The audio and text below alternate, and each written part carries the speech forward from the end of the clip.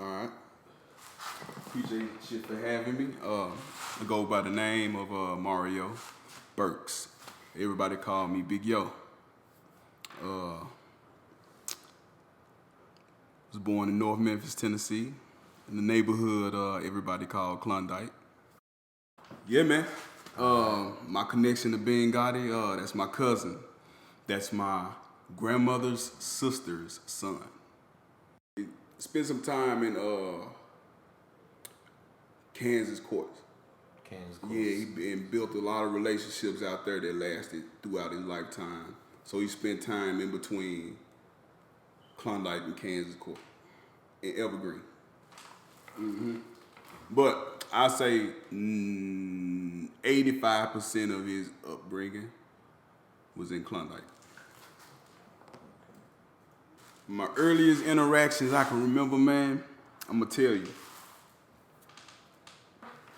Gotti, man, made sure, I don't know what was in him, what was it in him that made him do this, but he made sure all of his younger cousins knew how to fight, knew how to make a fist, knew how to throw a punch, everything. Like, he taught us how to fight.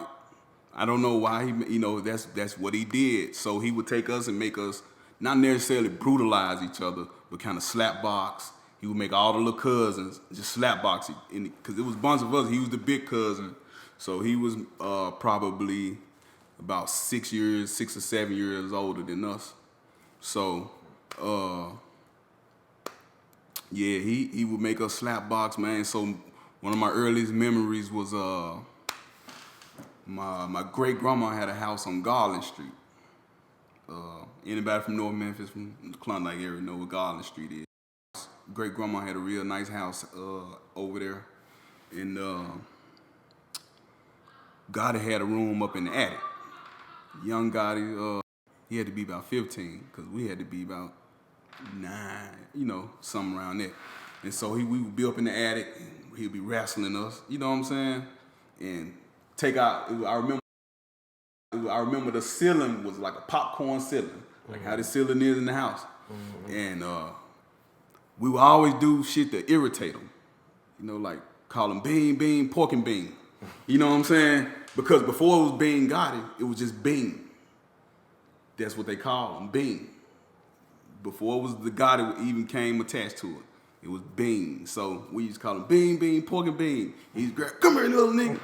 He would grab our fists and scrub up against the popcorn ceiling. It would hurt like a motherfucker, but, it wasn't out of malice.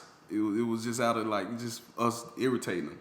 And we would always do that, man. And he was, like I said, my earliest memories of it was just him making us play football, tackle football. He was always the quarterback. And he played football as a youngster himself, played pee-wee football and football in middle school.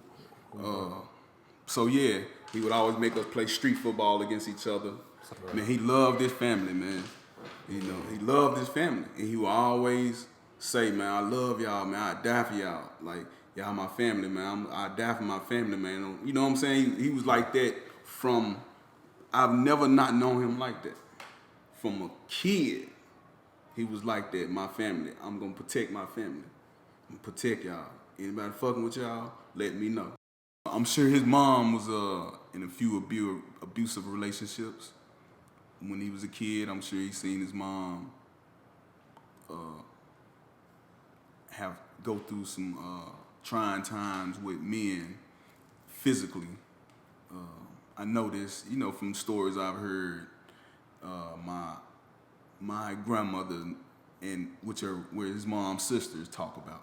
Right. Just different guys were abusive to her, and I'm sure him as a kid seeing that made him want to protect his mom, like any kid would. But that was, as far as the physical toughness, man, one of the craziest stories I've ever heard in my life, man, was they said my auntie, his mom, Gotti's mom, her name was Faye. That was my grandma's sister, so that was my auntie Faye. So throughout this conversation, you'll hear me refer to Gotti's mom as my Auntie Faye. Okay. So, my Auntie Faye had a Rottweiler, and make sure you keep you'll see these reoccurring dog references. So, my Auntie Faye had a Rottweiler, and this Rottweiler was known to be a nasty, mean ass Rottweiler. And my cousin Gotti, they said he was probably about 5. Little 5-year-old kid was down there playing with his toys, and the Rottweiler was growling at him. And they said next thing you know, they heard the Rottweiler screaming and hollering because this little badass kid and bit the damn Rottweiler and had a lock on the Rottweiler. You know, just crazy shit like that, man. You know, and my grandma would always tell that story and laugh and shit about how he did. No, I guess it was just the environment. I think he was really conscious of our environment, and he jumped off the porch at a young age. And by him jumping off the porch, and when I mean jumping off the porch, meaning he was out in the streets, hanging in the neighborhood at a young age, and by him seeing that, doing that from the projects to the neighborhood, from the South Memphis projects to a North Memphis neighborhood as foul as Klondike, you had to be tough. I'm sure he lost his fair share of battles as a kid that made him into that. He always had a reputation for knocking niggas out. That was one of his things from knee high all the way up till he died. Was he just had them hand skills. He just had it. He was blessed with big ass hands. I'm talking about big hands. Ask anybody about Bean Gotti, they'll tell you he got big ass hands. In certain neighborhoods, he was known as Mac Big Hands. In certain neighborhoods, this man, they knew him as Mac Big Hands. I'm telling you, and in one, he didn't have the pistol play. Anybody could have probably shot this man at some point. You know what I'm saying? But he was just known for one hit quitters, knocking niggas out, chin checking niggas. You know what I'm saying? I'm gonna tell you how this happened. It's a lot of the story may vary from who you talk to, because I wasn't in the house when it got made up or anything like that. But of course, Gotti is attached to John Gotti. Right. So everybody know what John Gotti is about. And of course, if you want your big badass drug dealer, boss type dude, then attaching Gotti to your name will give you that presence. Right. And so I don't know who's the original person that said it, but it just started getting just became attached to his name, Bean Gotti. And so he would write it everywhere. If you walk down Olympic Street right now, where the store is on the corner of Valentine and Olympic, and you start walking from the store down Olympic, about 20 feet. So if you walk about 20 feet down the street from the store, you look on the concrete in the sidewalk, you'll see Bean Gotti. He wrote that in the concrete, man, probably about in 1991 or some shit. You know what I'm saying? And it's still there. And so that name goes back to then, to the early 90s. And of course, as his stature grew, as he grew older, that name became respected and feared. I just remember him getting out of jail. What was it? Probably a drug charge. Knowing it's probably was a drug charge. But I remember him getting out of jail. Probably one of them juvenile, tall trees, 6-month stint, and I'm thinking maybe 16, 17, something like that, around in that area. I just remember that the change when he got out. It was all about GD folk then. You know what I'm saying? Just all about GD. And the second answer to that question was his sister was dating some guys out of Chicago. And these was some real heavy GD dudes. And when they came, like Gotti was like that was like all he needed. Like I got some niggas down from Chicago, niggas that shit, they cutting heads. And I think that's when the head cutting started. You know what I'm saying? Like I said, man, so when these cats was down here running wild through Memphis, man, I mean it, brutalizing dudes, man. And that's when I really saw the spread. And the opposition as well. You know what I'm saying? So yeah, I want to say around, with that, around 16, 17 is when the gang banging started. Going to Klondike, you might see every now and then old GD folk symbols. Like them symbols and shit been there since the 90s. Them symbols didn't start popping up to like God and them start banging GD. Once they start banging GD, you start seeing like the folk symbol everywhere, man. Yeah, the 6-point star. I'm talking about. You couldn't go nowhere in Klondike and not see it, man. Blame Gotti, man. Blame Bean Gotti, man. Bean Gotti, he wasn't never no rapper or never aspired to be no rapper, but he always was about music and bumping music and had his music loud. So who you listen to? Man, Gotti was strictly like Memphis trap shit. Like the gangster, the better. So it was always 3-6. Like he was really heavy on 3-6, 666 Mafia, A-Ball and MJG, heavy on Project Pat. Especially Mr. Don't Play. And by the time he died, Jeezy was his favorite rapper. And he was heavy on Jeezy. Oh man, you listen to Trap or Die. You hear this nigga bumping Trap or Die, he could be on Mansfield and Jackson. You know what I'm saying? And you can hear him like 4 streets over. That was his reputation for having the cars with the loudest bump. You know what I'm saying? That was his rep. You hear Gotti coming down the street, beating down the block, knocking pictures off the wall. But yeah, one thing that as far as Gotti legacy, man, one thing Gotti was about was them dogs. He was about them dogs, man. About the pit bulls. He was one of the first people I've ever known to talk about breeds of pit bulls and was actually breed different pit bulls and shit like that. Because he had pit bulls in the backyard. And even up to this day, his nephews, they breed bullies and shit now. Because they uncle raised them when they was little bitty ones. They was in them dogs, with them dogs, learning how to, when the dogs would have babies, learning how to care for the puppy. Gotti knew how to do all of that. Give the dog shots, get the paperwork done, from the veterinarians. And all. He was all about them dogs, man. And his nephews, to this day, man, killing them, man. They doing real well breeding them dogs and them bullies, man, and with their uncle's legacy. His nephews was like sons to him. I mean it. They were like sons to him, all the way down to the end. He was just like that. I mean, he was really, when I tell you, he was one of the things that people who don't know him may not know about him. Man, he was affectionate.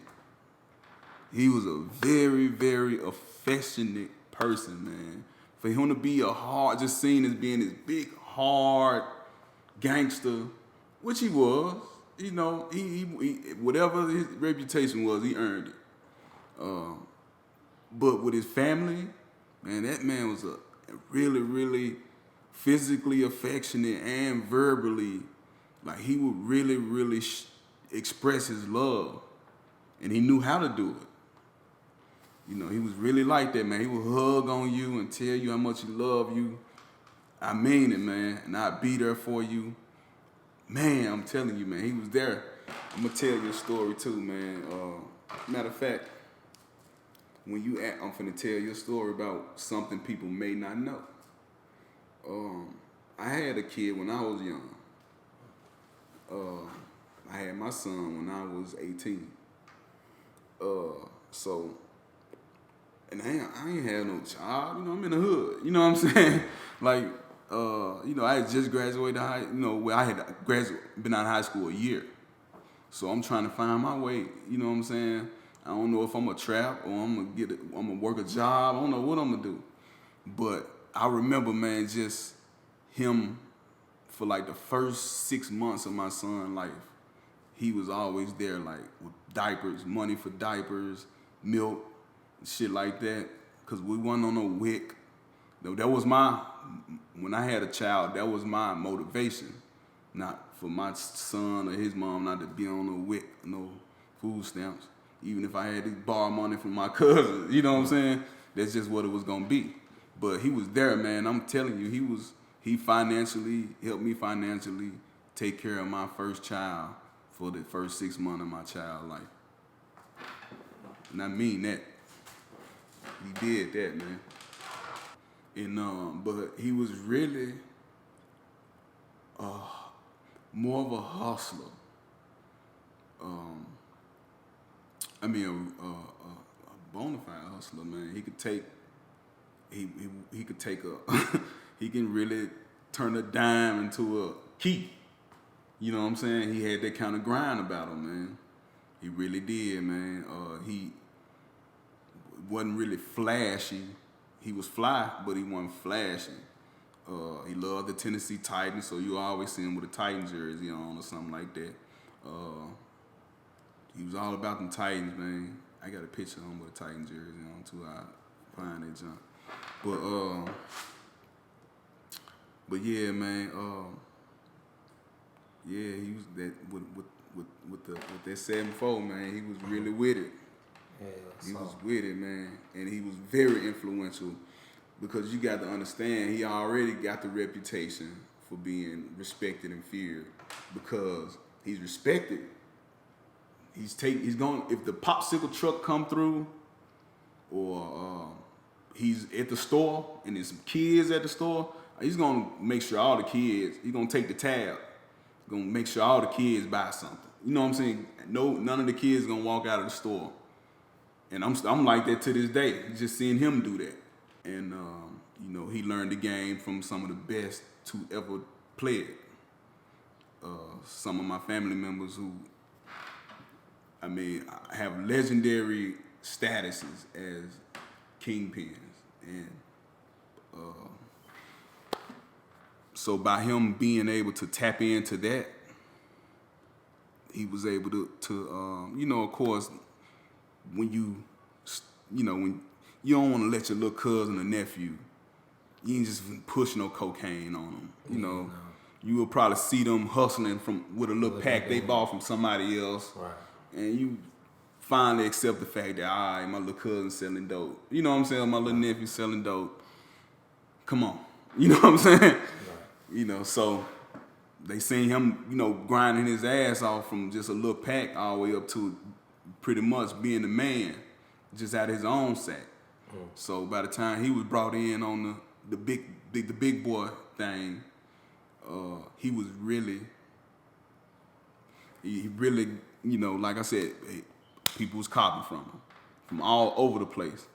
So if you got people copying from you from all over the place, cause you know the plug, so therefore you are the plug. Once he flipped that switch and you opposition, then it was just hell to pay. He was vicious with it. You know what I mean? He just was. He wasn't the most pleasant person with women. You know what I'm saying? Like I said, that abuse that he experienced as a kid, you know, came down. You know what I'm saying? And he had some issues with that, which he grew out of as he got older. He really did. He changed as a man. I saw him change. The way he dealt with women, I saw him change. But yeah, as far as in the streets, man, with that gang shit, with that GD shit, man, it was GD or none with him, man. as he grew older, and Mansfield became more of a Crip street. You know, it was just, you know, it wasn't about the gangs. But as far as just him in these streets, everywhere else, he was pushing that GD line. Within the confines of Klondike wasn't really never even about gangs. So it was, people was homies from all kind of gangs from the beginning. You had Crips and Bloods and, you know, Bone families or whatever. You know what I'm saying? Inside of Klondike, people had cliques, different cliques back then that they was a part of, and everybody just hustled. Or if you weren't beefing with the whole gang, you was more likely just beefing with that person's clique. Evergreen was his second home. Evergreen is a known GD hub. Even back then, Evergreen was the GD hub of North Memphis. And it was some real heavyweight GDs over there in Evergreen. And Gotti he was one of them. Yeah, so Evergreen was his, he pushed that line too over there, man. And like I said, when you hustling, you gotta go in different areas, you know, and deal with different people. He was gangster, 100%. That's the line he pushed. He gangster. I'm gangster. You know what I'm saying? And he was all about it. He was all about the growth and development part too. Meeting up, structure. As far as structure inside the organization, he was 100% about that. So I'm not in it, okay. so I'm not gonna speak on something I don't know. No, okay. But from what I've heard, it was pretty high. Like pretty high. Yeah. From what I've heard, it was like super high, like shot calling high. Okay. You know, shot calling. If somebody need to be touched, if you know from over here, he can make that call, and it's done. That high. So I don't know how high that is within their organization, but he was that high. You know, the untimely demise. All right. I remember this day, man. I will never forget this day. It was August in the summertime, and I remember this. And I'm gonna tell you what I remember this day. I remember this day because Madden, whatever year he died, I can't remember the year he died, but whatever that year he died the day Madden dropped. Cause I remember him when he got killed. I went to the midnight release of the Madden. You know what I'm saying? I was just hurt. You know what I'm saying? But I remember the story. This is the story. Let me see. It's because it's two different stories, right? I always got two sides, right? This side, and the truth, right? Right. So I'm gonna try to tell an unbiased story because I actually got a lot of love. That's my family on the other side. You know what I'm saying? That shit is really awkward, honestly, when that shit happened. Gotti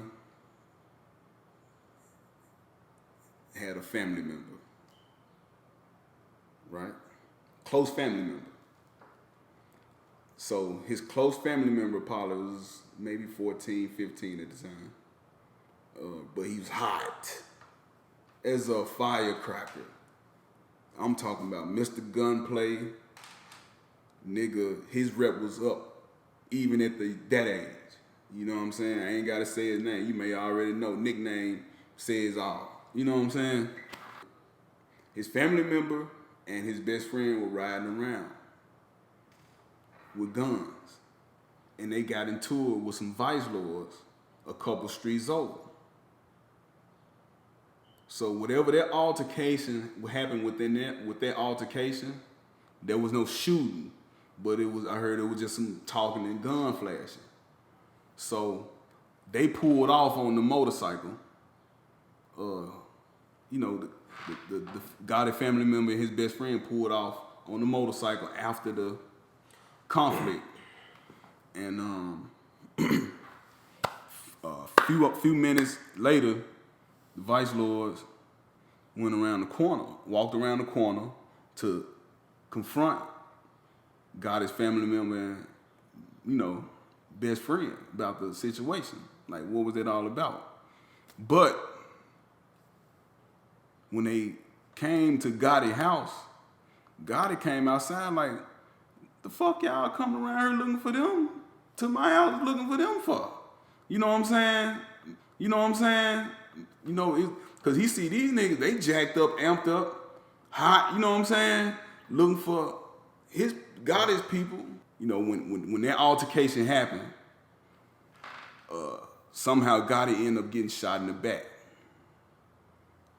So as he's getting shot up in the back, he's already, you know, he's pulling out his gun and shooting back as he's going down.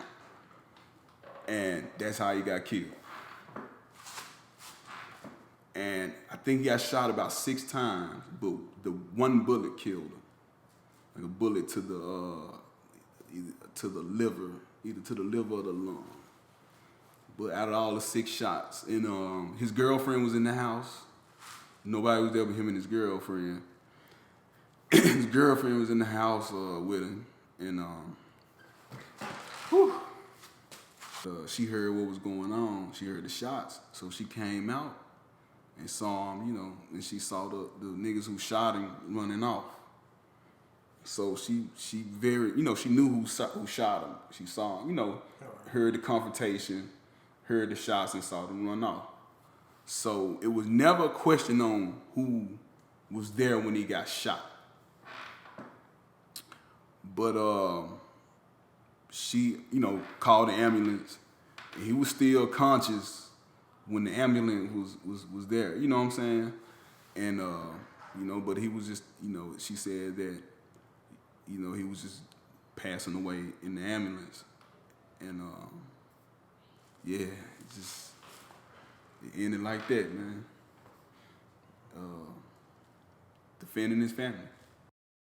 Kids, man.